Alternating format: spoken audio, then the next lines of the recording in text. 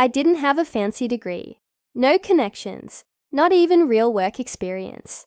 But I had one thing: Excel skills. I spent nights watching free YouTube tutorials, learning how to clean data, build simple dashboards, and automate boring tasks with formulas. At first it felt basic, but then I realized something powerful. Most companies don't need experts. They need problem solvers.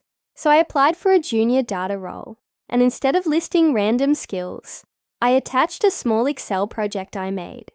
Nothing huge, just a clean dashboard with charts and filters. Guess what? They called me back the same day. Why? Because while others were sending 2-page resumes full of fluff, I showed proof. No degree, no fancy words, just results. That one Excel file got me my first job and changed everything. So if you're struggling right now, stop waiting for permission. Pick one skill, learn it, build something. You're one project away from your first opportunity.